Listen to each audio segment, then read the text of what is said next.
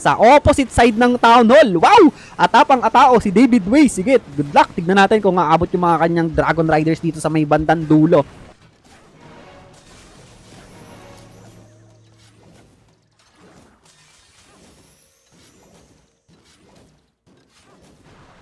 Wow! Wow! Wow! Muntikan na, sir! Nagpapasiklaban sila dito gumamit ng Root Rider Valkyrie. Yung base ni Sinigang ay ganun ulit. Halos magkakaparehas sila ng base. Ano ba to, sir? Grabe yung lamanan, sir. Hindi ako makahinga ng maayos. Yo, what up guys? Another day, another tournament na naman. At ang magkalaban dito ngayong araw ay PHT Esports versus JSWFY. Ito ay Vortex Lunatic League Season 2, Week 2. Players dito ng PHT Esports ay si Tap Gaming, si C5, si Lemiel, si Strong, and si Sinigang. Sa JSWFY naman, si Itchanan 2, si David Way, si Kari, si Tropa 1, and si Tropang Paila. Tropang 2 pala. Gusmav sa Okay. tap boss. Good luck both teams. Okay, start na tayo dito. First attacker dito ay si Sinigang, Buenamano. First attacker ay PHT Esports. Good luck si Sinigang. Dala-dala niya dito yung kanyang all-time favorite na RC Walkroot Rider Valkyrie Smash. Eto na. Tignan natin. Defender dito si Tropa. Dragon Duke, naka Fireheart Stand Blaster. Si Queen, Magic Mirror Action Figure, Warden, Rage Gem, Eternal Tomb. And si RC ay naka Haste Vial with Electro Boots. Okay.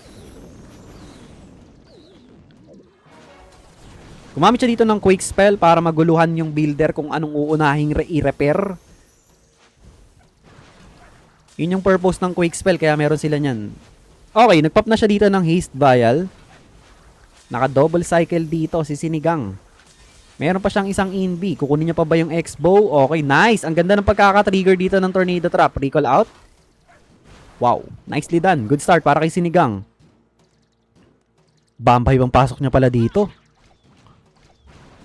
Okay, eto na si Archer Queen. Vampire nga. Vampire bang pasok dito ni Sinigang. Let's G. Okay.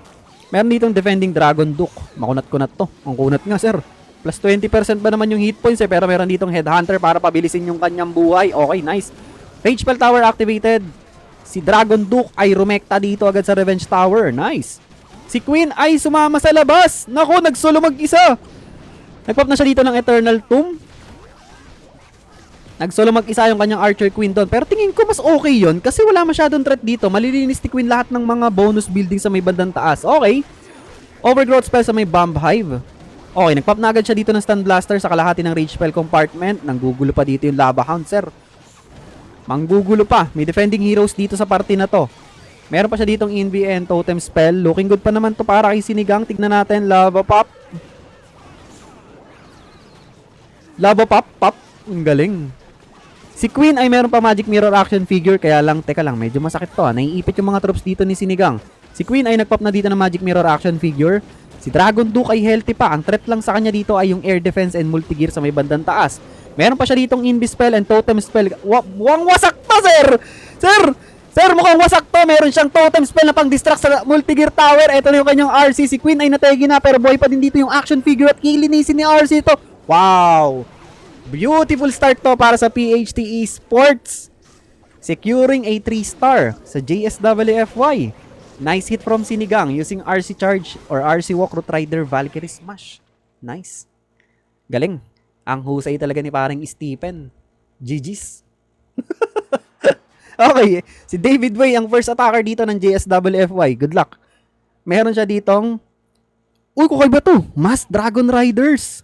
Ang baon ni... Wow, may bagong step. Meron na naman bagong strat dito si David Way. Tignan natin. Okay. May bagong strat na naman si David Way. Mukhang ayaw niya na sa Root Rider Valkyrie Smash. Mass Dragon Riders ang baon niya dito at meron siyang dalang extrang Lava Hound.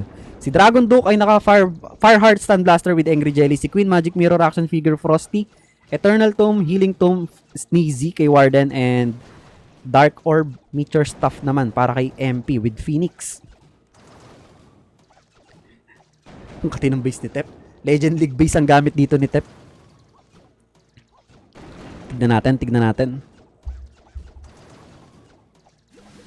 Okay, multiple rocket balloons para ma-snipe dito yung mga. Grabe, galit na galit si David Way dito sa rocket balloons.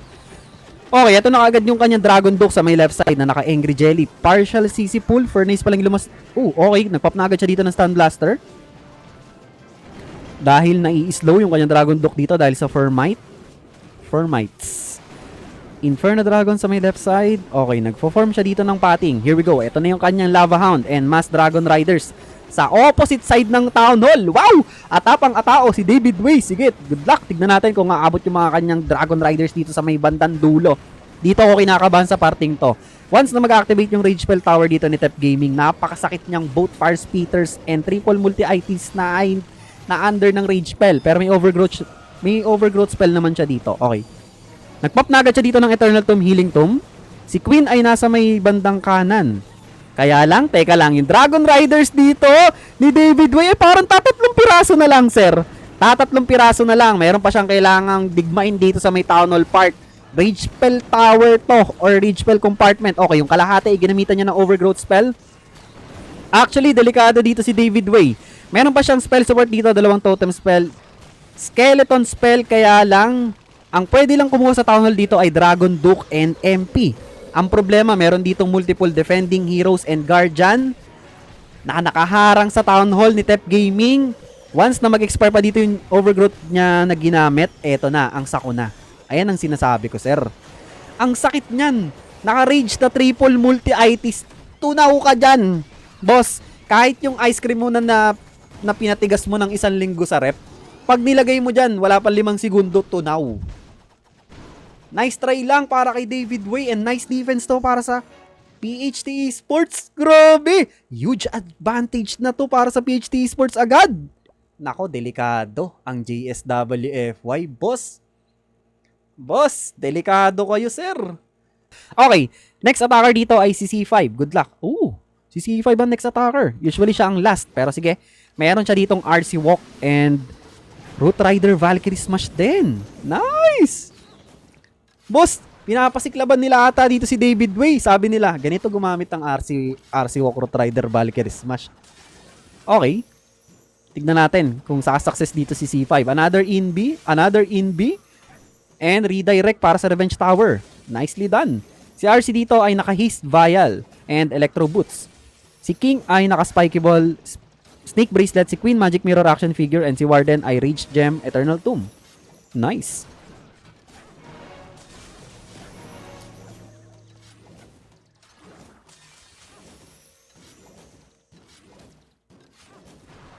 Wow! Wow! Wow! Muntikan na, sir! Tansyado ni C5. Muntikan na. Isang ligaw na bala lang ng Bomb Hive doon. Pero ang ganda ng value na kuha dito ng kanyang RC Walk or RC Charge. Grabe, sobrang laki nun. And nakapag-form ng magandang pating para sa kanyang Root Rider Valkyries. Tingin ko oras na lang yung problema dito ni C5. Ay, hindi! May double Rage Spell Compartment pala dito, guys. Masakit to. Tignan natin. Si Warden ay Rage Gem, Eternal Tomb. Si Queen, Magic Mirror Action Figure, Spike Ball, Earthquake Boots, kay King. Hindi niya pa dito nire-recall back yung kanyang Royal Champion. Low health na yun eh. Okay, ito na. Sinigurado niya munang protektado dito. Okay, si King ang kukuha ng Town Hall dito. Nilagpasan kasi ng mga Root Rider Valkyries niya. Okay, si King ang kukuha dito. Gumamit agad siya dito ng Spiky Ball. Okay.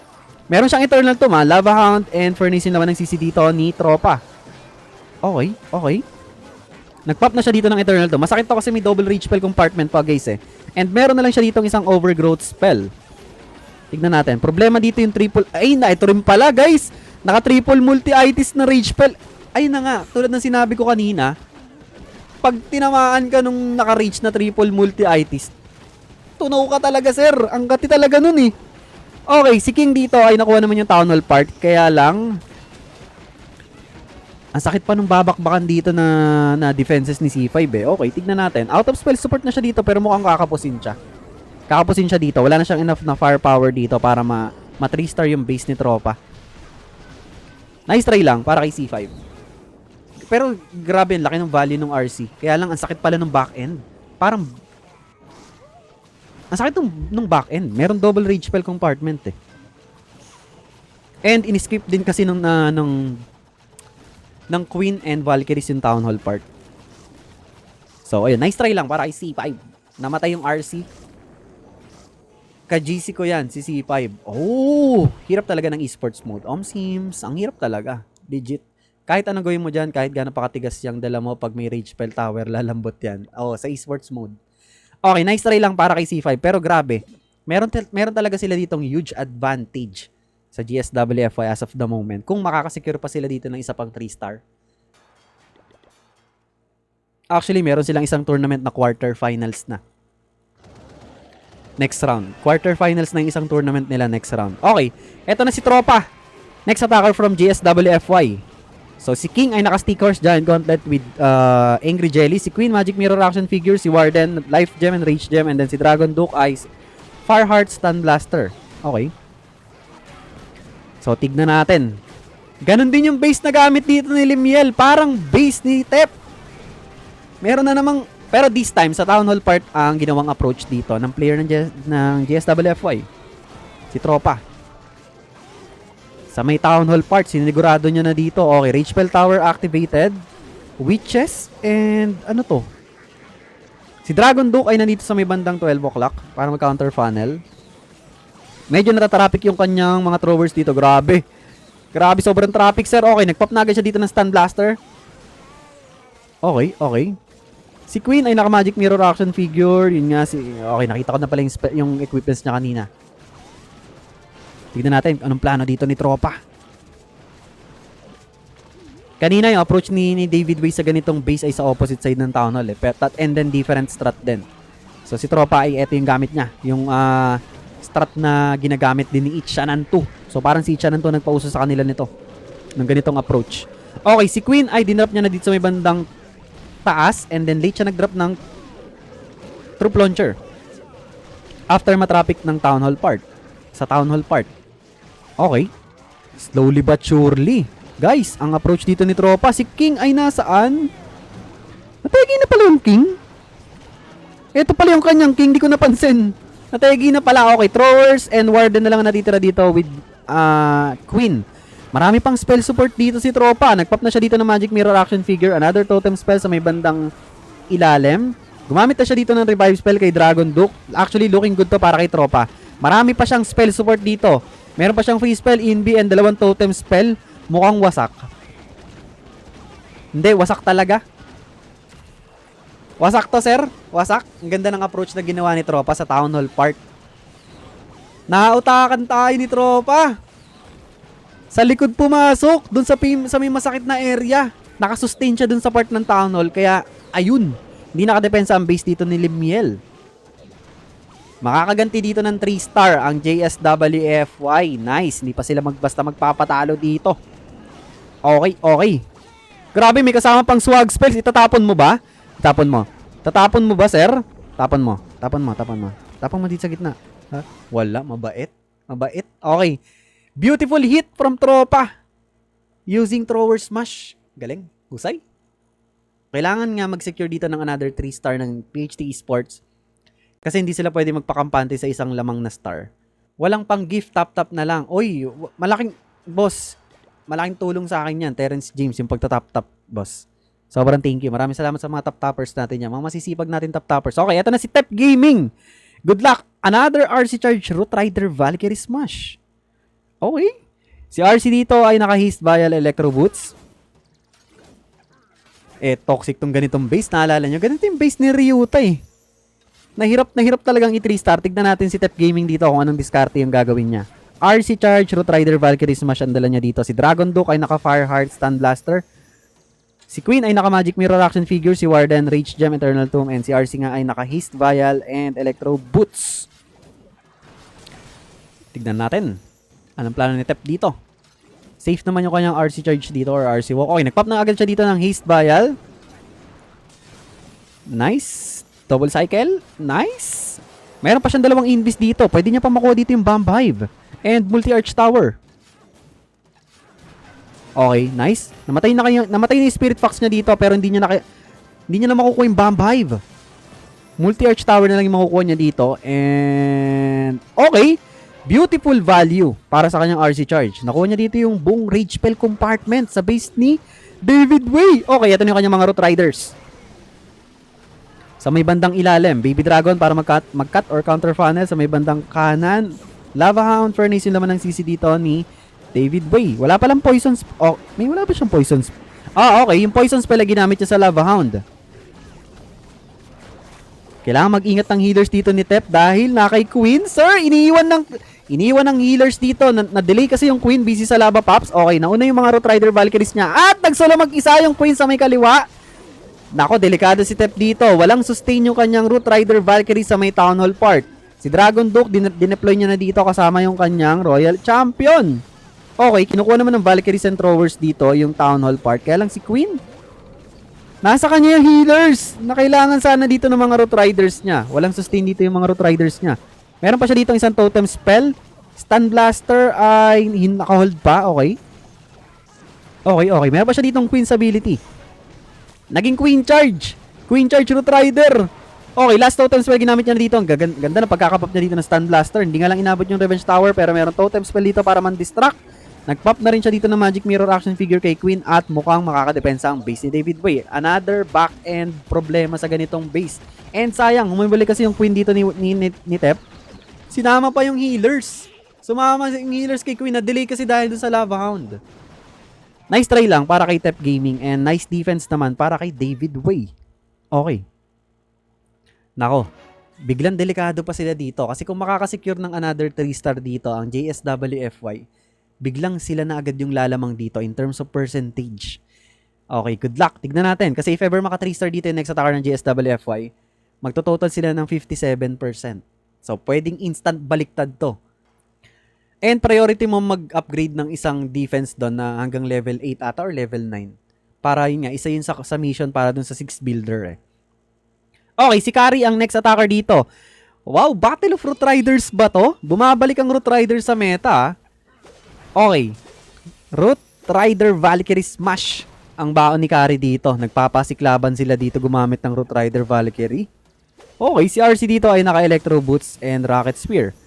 Si Dragon Duke, Fireheart, Stun Blaster, si Queen ay Magic Mirror action figure and si Grand Warden ay Eternal Tomb Rage Gem. Actually, yung base na gamit ni C5, ang kulit. Yung base na gamit dito ni C5 ay katulad din ng base na gamit ni David Way kanina. And yung approach na ginawa ni Tep Gaming ay ginawa ding approach ni Kari pero this time sa opposite part. Boss, halos parehas ng base, halos parehas ng strat. Nagpapala ka. Maganda ang laban talaga ng dalawa. Nagpapasiklaban yung dalawang teams ngayong gabi. Kakaiba yung approach dito ni Kari ha. Dito ang pasok niya sa opposite side ng Town Hall. Okay. Atapang-atao si Kari dito. High risk, high reward play. Tignan nga natin. Troop launcher yung gamit niyang siege machine dito. Nagpop na agad siya ng Magic Mirror action figure kay Queen. Okay, nag-invest agad siya dito ng early overgrowth spell sa may Revenge Tower and both fire speeders. Medyo natatraffic yung Root Rider Valkyries niya dito sa may Lava Pop.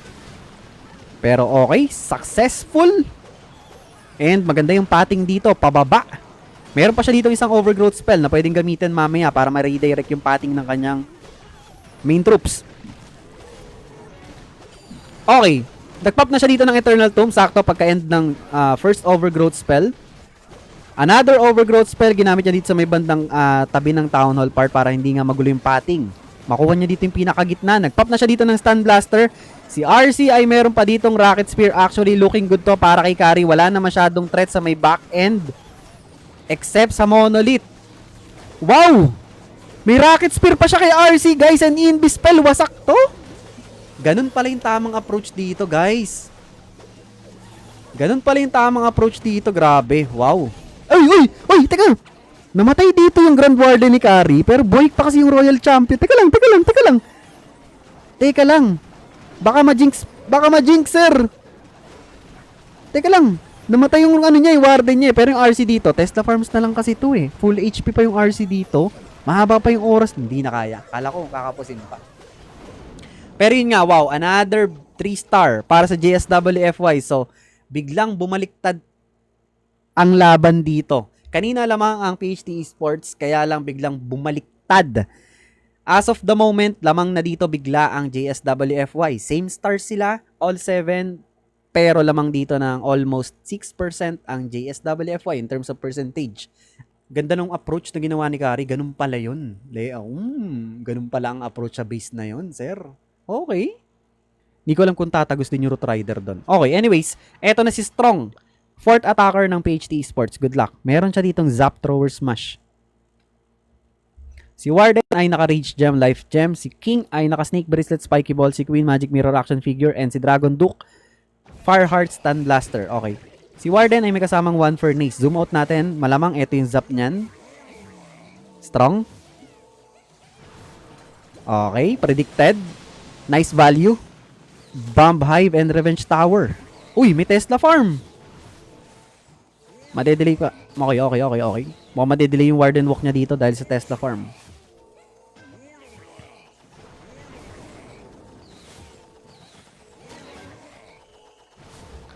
Si King ay naka-Snake Bracelet, Spiky Ball. Si Queen, Magic Mirror Action Figure. Warden, Life Gem. Ayun na nga.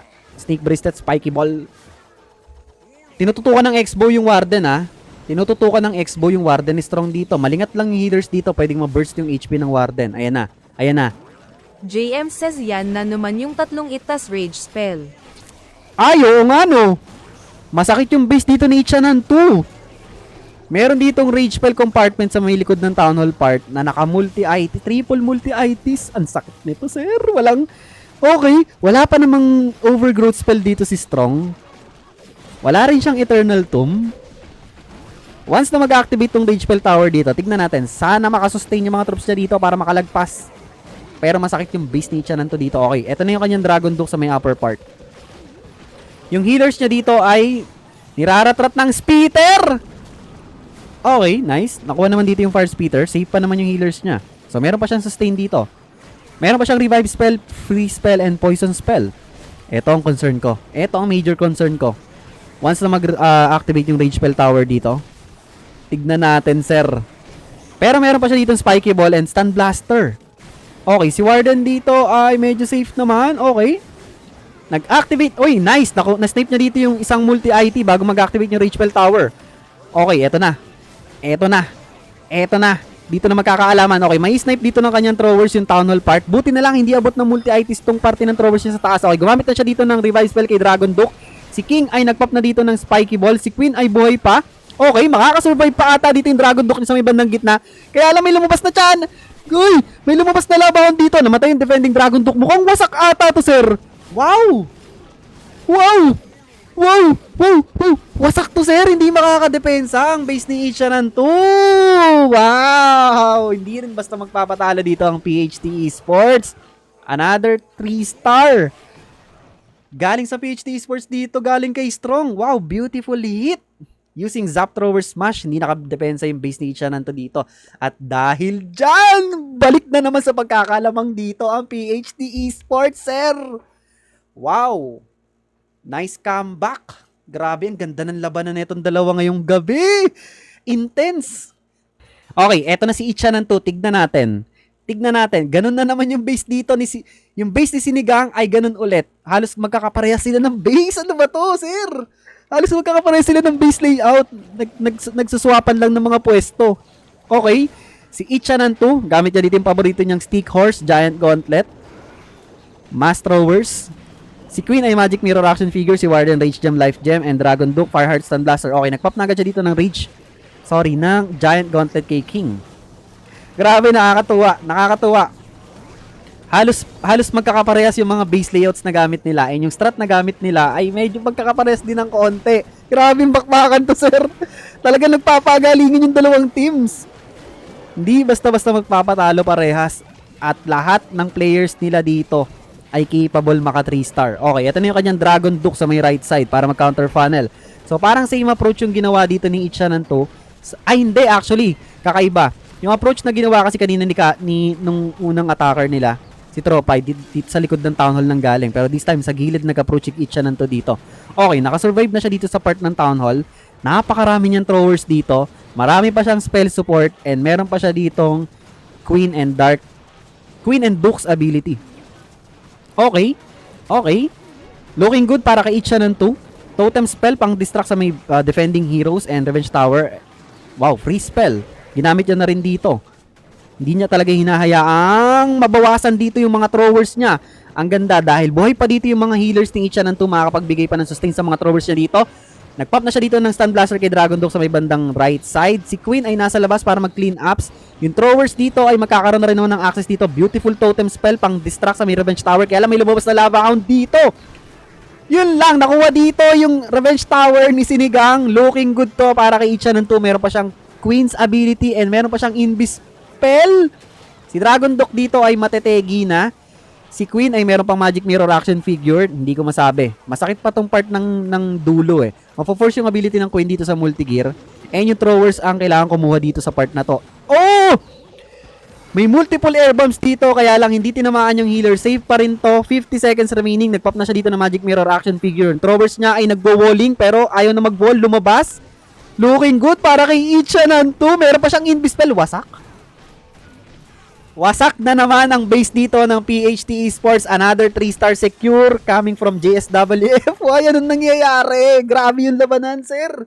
Makapigil hininga bawat attacks dito ng mga players. Both teams, grabe. Beautiful hit from Ichanan 2. Grabe yung labanan, sir. Hindi ako makahinga ng maayos. At dahil dyan, parehas na naman yung stars nila dito. Pero lamang, in terms of percentage, ang JSWFY. Grabe! Ang ganda. Props both teams talaga. Grabe, ang ganda ng laban. Parang finals! Uy! Parang grand finals. Week 2 pa lang Zinmi to. says out. Tignan natin. Hindi ko masabi kung sino mananalo dito. Kahit lamang dito ang JSWFY in terms of percentage. Pero if ever makasecure dito ng 3-star, si Limiel, at makadepensa sila sa last attacker ng JSWFY, which is si Boy, si Tropa. Hindi ko masabi. Tignan natin, sino sa tingin nyo ang mananalo ngayong gabi? Parehas ay magpatalo, parehas malakas. Ang hirap. Grabe, pressured malala, both last attackers nila. Grabe yung nagpredict kanina, 13-12. May nagpredict nga kanina ng 13-12. Tignan natin kung sakto yung prediction niya. Grabe ka, sir. Malapit na matupad yung prediction mo. Okay, si Limiel dito ay gumamit ng Zap sa may Bomb Hive and Builder Hut. Okay, Zap Throwers mo siyang gamit niya dito. Si Warden ay naka-Rage Gem, Life Gem. Si Queen ay naka-Magic Mirror action figure. Si King ay Snake Bracelet, Spiky Ball. And si RC ay naka-Rocket Spear, Seeking Shield with Phoenix. Okay. Tama ba ako? Bomb Hive and Builder Hut yung kinuha niya dito sa Zap Quick. Okay, okay. Nasaan yung Town Hall nito? Naduduling ako. Ay, basag na pala yung Town Hall. Basag na pala yung Town Hall. Hinahanap ko yung Town Hall. Yun pala yung una na basag. Okay, okay.